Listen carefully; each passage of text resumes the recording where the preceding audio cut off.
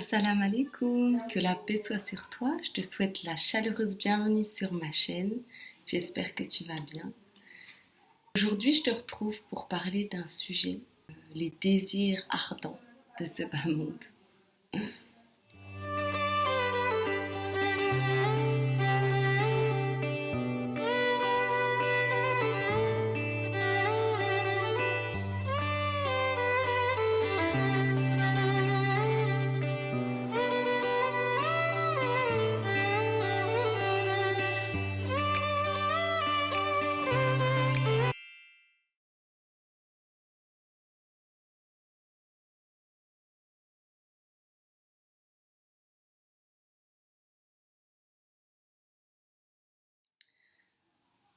On a toujours l'impression que ça sera mieux quand on aura notre maison, quand on aura un mari, quand on aura une femme, quand on aura des enfants, ou bien quand on ne sera plus avec ce mari, quand on aura ce fameux travail qu'on recherche depuis longtemps, ou quand on quittera ce travail pour qui on travaille depuis longtemps, euh, lorsqu'on pourra avoir ce nouveau téléphone qu'on voit tout le temps en publicité,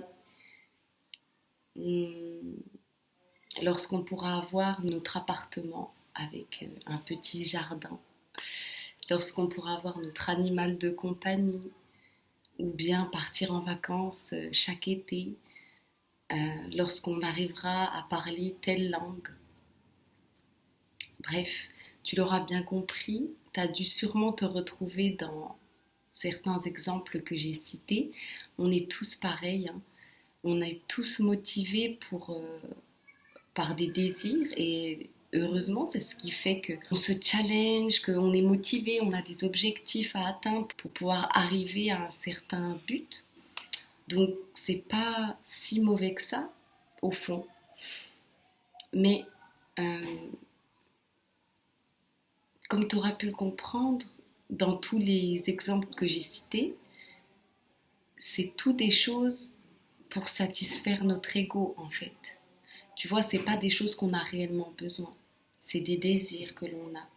En fait, on a toujours l'impression qu'on a besoin de cette chose pour pouvoir être mieux. On cherche en dehors cette chose qui va nous rendre bien, alors qu'en fait, tout est à l'intérieur de nous. Et c'est ça la grosse erreur que l'on fait. Tu vois, par exemple, on va se dire, ouais, là, dès que... Attends, qu'est-ce que je pourrais te dire comme exemple? Je vais arrêter de mentir, puis quand je vais arrêter de mentir, je vais prier. Parce que tu sais, comme si on ne se sent pas légitime de prier notre Seigneur parce qu'on ment. Mais il ne faut pas du tout penser comme ça. Parce que bien au contraire, tu vas prier et c'est en priant que tu vas t'invoquer Dieu et que tu vas lui demander justement assistance dans la démarche d'arrêter de mentir. Et c'est comme ça que les choses vont se faire, mais c'est pas le contraire, c'est toujours Dieu avant, la prière avant. Et après, ça t'amènera ce que tu désires. N'oublie pas que Dieu est miséricorde. Donc même si tu mens chaque jour et que tu viens te repentir à lui, il est là, il t'écoute. Alors peut-être que demain tu vas retomber dans le mensonge. Eh bien viens te repentir encore et il t'écoutera, il sera là. Donc grosse erreur de penser que je ne suis pas légitime de prier Dieu. Non, on est tous légitimes de prier notre Seigneur. Et en plus, c'est bien lui qui nous l'a dit. Invoquez-moi et je vous répondrai. Il est celui qui voit et qui entend. Donc tous les désirs là que j'ai cités tout à l'heure, donc c'est les désirs de la vie de ce bas monde. Alors heureusement, bien sûr, parfois on est motivé par d'autres désirs qui sont plus dans l'adoration pour notre vie future, heureusement. Mais il faut se l'avouer, bien souvent, c'est pour combler des désirs de la vie de ce bas monde, malheureusement. Il faut savoir que tout ça, ça vient du diable. Non, rappelle-toi que le diable fait des promesses trompeuses. Et tu vois, tu as ce désir ardent que tu veux trop quelque chose. Tu veux trop, je sais pas moi, un habit, une tenue de vêtements que tu as vue et que tu as trop envie de l'avoir, cette tenue. Et, euh, et en fait, tu vas y penser et tout, mais tu vas attendre d'avoir l'argent, patati patata. T'as vraiment, tu vois, à l'intérieur de toi ce désir où t'as trop envie, tu te dis, waouh, mais quand j'aurai ça, c'est bon, je serai bien, y a pas de souci, là, je serai tranquille, après j'arrête. Et en fait, une fois que tu arrives à te procurer ce vêtement-là, tu te dis, mais ouais, en fait, c'est pas ouf, hein. C'est qu'un vêtement au final. Et tu te retrouves dans la même situation, c'est pas là qu'est ton bonheur. Et puis, tu vas voir qu'aussitôt, tu vas avoir encore un désir d'autre chose. Et ça va être ça tout le temps. Est-ce que tu l'as déjà remarqué dans ta vie? Parce que c'est vrai, parfois, on s'en rend pas compte. Et vu que Dieu m'a permis de m'en rendre compte, je te le partage aujourd'hui. Donc si tu t'en rendais pas compte, peut-être que maintenant tu vas pouvoir voir ou essayer de voir, faire l'expérimentation. C'est le malin qui nous pousse à penser qu'il nous faut telle chose pour être meilleur, pour être plus heureux, pour être plus proche de Dieu, pour être une meilleure personne. Et du coup, on se rattache à cette chose, on focalise toute notre attention à cette chose-là, alors qu'en fait, c'est faux. C'est faux. On n'a pas besoin de cette chose-là. Tu sais, c'est comme si... je vais te donner un petit exemple. Imagine, tu as un vêtement de prière avec un trou. Et le malin, il va te dire, non mais ne prie pas, ok, attends d'acheter un nouvel vêtement de prière, un nouveau vêtement de prière, à ce moment-là, tu vas prier. Alors, toi, tu te dis, ouais, c'est vrai, je vais quand même pas me présenter devant Dieu avec un trou sur mon vêtement de prière. Ok, et puis tu vas retarder ta prière, tu vas la repousser, et puis ça se trouve, tu n'auras pas l'argent pour acheter ce vêtement, alors du coup, ça va repousser des semaines, des mois. Mais tu sais que Dieu n'a pas besoin que ton habit de prière soit sans trou. Dieu, lui, quand tu vas venir te préparer et te présenter à lui, du moment que tu te couvres, que tes vêtements soient propres, s'il y a un trou sur ton vêtement, c'est pas grave. Alors oui, si tu veux le raccommoder ou bien acheter un nouveau vêtement, tu peux, mais ne laisse pas la prière. Tu vois, ne laisse pas la prière. C'est comme tout à l'heure, je te disais, j'arrête de mentir et après je prierai. Non, prie et demande à Dieu qui t'aide à arrêter de mentir. Et bien là, prie et demande à Dieu de pouvoir t'aider à te procurer un nouveau vêtement de prière. Tu vois, Dieu, non, rappelle-toi que Dieu n'a besoin de rien. Il se suffit à lui-même. Donc toi, quand tu viens te présenter à lui sincèrement, te repentir, te recueillir, tu te couvres, tes habits sont propres, ça suffit. Tu n'as pas besoin d'avoir les super habits, que sais-je encore. Ça, c'est le diable qui te fait croire ces choses-là. Alors revenons un petit peu à l'époque. Tu sais, à l'époque des prophètes, ils avaient des petites maisons en terre, en briques comme ça, et ils vivaient avec peu de choses. Ils avaient sur eux un vêtement qui était en laine, un grand tissu de couleur très neutre, et tout le monde était vêtu de cette manière, était vêti de cette manière. Dans leur cuisine, ils avaient seulement le nécessaire, des assiettes, des récipients pour faire leur mélange. Mais tu vois, ce n'était pas comme maintenant Aujourd'hui, les choses ont évolué et c'est vrai qu'on est surmené, on est surchargé de trop de choses qui sont superflues, qui sont inutiles au final. Et c'est vrai que c'est important qu'on s'en rende compte. Alors, tout ça, on n'en a pas réellement besoin. Donc, c'est faux de se dire qu'on a besoin de ci, de ça pour faire mieux.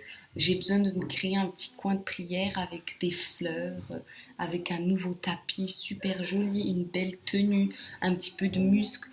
Ainsi, je pourrais faire ma prière correctement. Non, non. Tu peux avoir rien, mais ta prière,